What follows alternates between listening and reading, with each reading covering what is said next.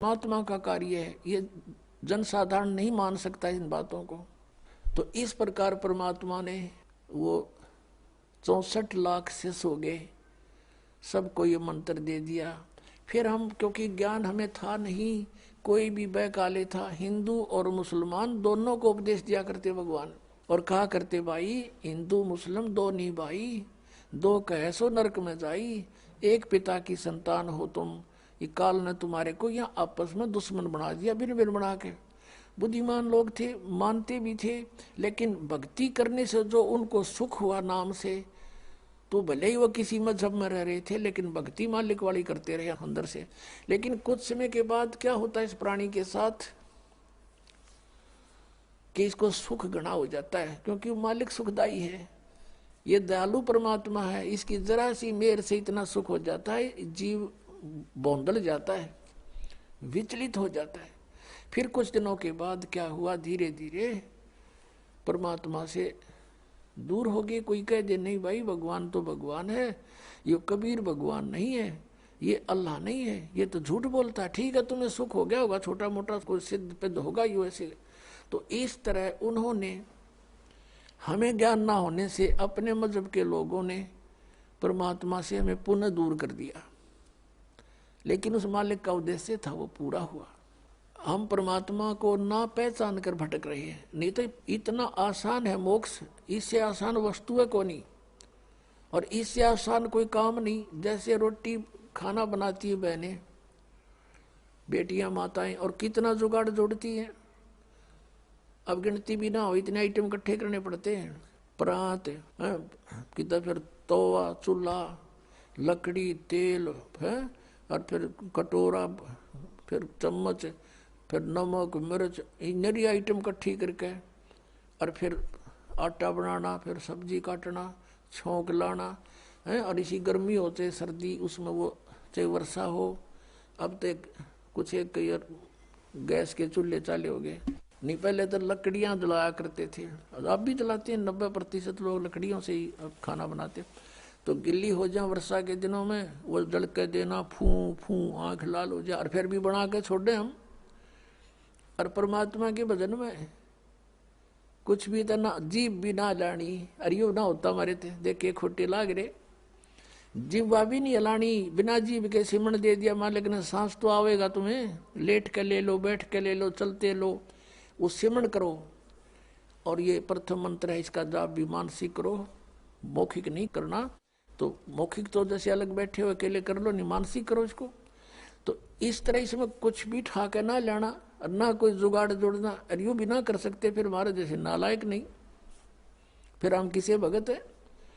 तो कहने का भाव ये है कि ये सबसे आसान है मोक्ष पाना। अब हम उसी प्रसंग पर आते हैं। तो ऐसे परमात्मा हमें चार्ज कर गए, और चार्ज करके चले गए। मालिक सहश्री राय थे, सहश्री चले गए, तो हम मालिक को नहीं पहचान सके, इसलिए उनसे विमुख हो गए थे। परमेश्वर ने एक लीला की थी। अब परमात्मा के बहुत से शिष्य हो गए, और सत्संग किया करते थे, वहाँ पर भक्त आते थे, बेटियां बहनें भी आती थी। तो जब हमें सुख हो जाता है तो हम अपने परमात्मा में भी दोष निकालना शुरू कर देते। ये मन की आदत है, मन चाहता है इसे दूर करूं किसी प्रकार परमात्मा से। एक वैश्या थी गणिका, उस बेटी ने, बहन ने रात्रि के समय सत्संग सुन लिया। कोई दया हुई परमात्मा की, वह झांकी में बैठ गई अपने मकान में।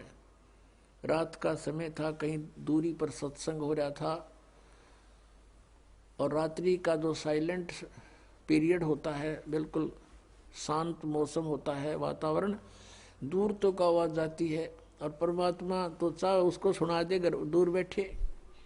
तो उस बेटी ने सारी रात सत्संग सुना कि मनुष्य जन्म परमात्मा पाने के लिए प्राप्त हुआ है, और इसकी भक्ति ना करके असंग जन्म कुत्ते बने, असंग जन्म गधे बने। वो सारी डिटेल मालिक ने सत्संग में सुनाई। तो उस बेटी का एकदम प्रेरणा होगी, पुण्यात्माओं, सत्संग एक ऐसी वस्तु है, ये ऐसा तत्व है कि आत्मा को जोड़ कर धर देता है, चाहे कसाई भी क्यों ना हो। तो उस बहन की नींद हराम होगी कि तेने तो जुल्म कर दिया, तेरे तो कोड लगेगा, बुरा हाल होगा और शुभ काम कोई बना नहीं है भगवान। अब क्या बने? सारी रात बेचैनी में इधर उधर घूमती रही। जब सत्संग के बोलिया तो अगले दिन वो फिर मालिक ने दया करी, वहीं आसपास किसी दिन 1-2 दिन के बाद वही सत्संग उसके हो गया आसपास। अब वो लड़की वहां पहुंची, परमात्मा से कहा कि हे गुरुवर, क्या मेरे जैसी पापन का भी उद्धार हो सकता है? परमात्मा ने कहा बेटा, उसने कहा, परमेश्वर ने पूछा कि आप क्या बात बेटी, या तो कोई भी मुझे निरपराध व्यक्ति नजर नहीं आता, सभी कोई ना कोई अवगुण करते ही रहते हैं और सत्संग में उसी का समाधान होता है। उस लड़के ने कहा, परमात्मा मैं तो बहुत निकम्मी औरत हूँ, ऐसे ऐसे मैं गणका हूँ, वैसा हूँ, क्या मेरे जैसी दुष्टा का भी उद्धार हो सकता है? परमात्मा ने कहा बेटा, अब कितना ही मैला कपड़ा है उसका साफ करने का तरीका साबुन और जल है। सत्संग यही काम करता है। लेकिन बेटी पीछे बनी सो बनी, आगे मत करना। कान पकड़ दिया उस बेटी ने कि आज के बाद परमात्मा कुछ भी नहीं करूंगी, मैं अपना मांग का भोजन खा लूंगी।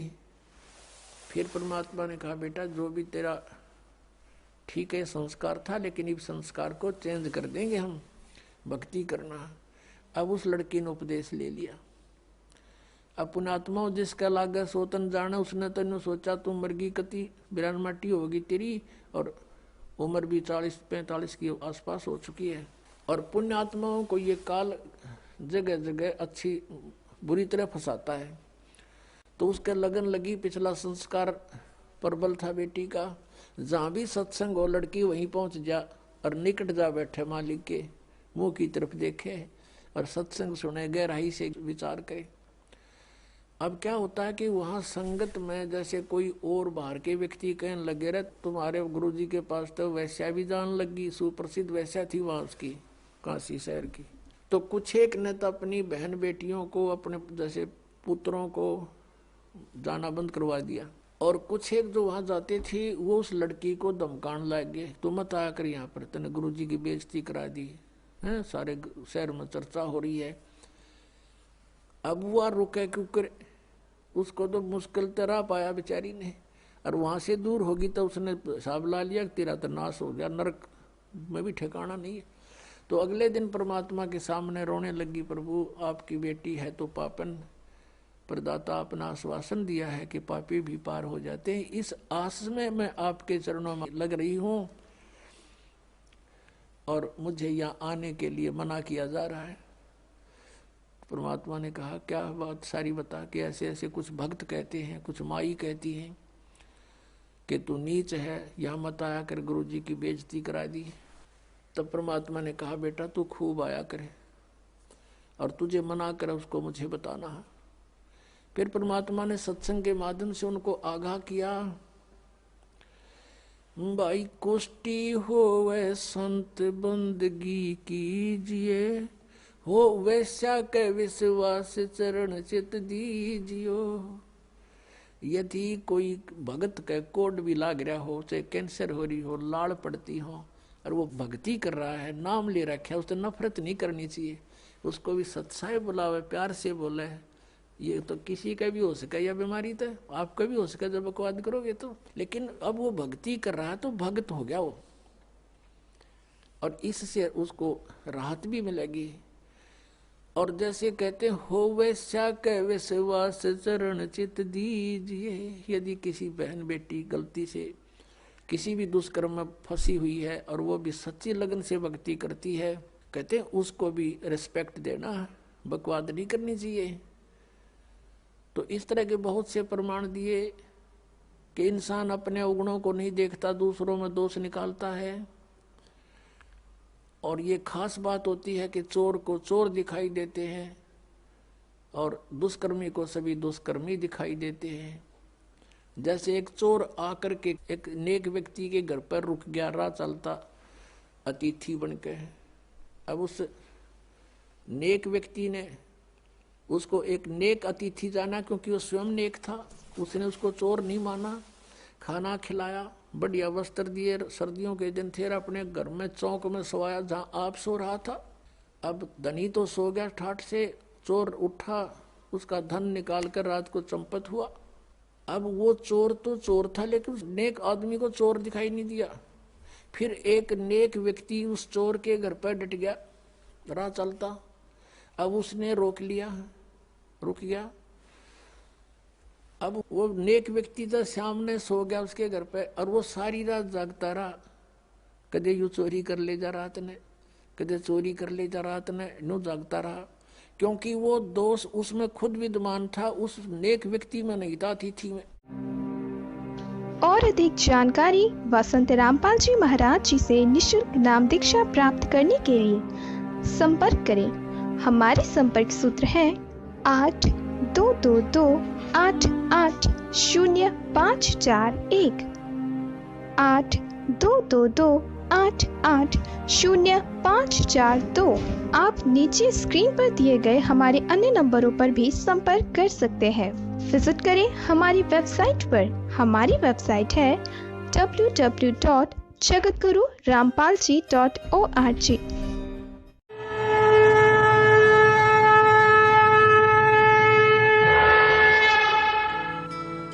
इस वीडियो के बारे में अपनी राय नीचे कमेंट सेक्शन में हमें बताएं और अपने दोस्तों के साथ ये वीडियो शेयर करना ना भूलें।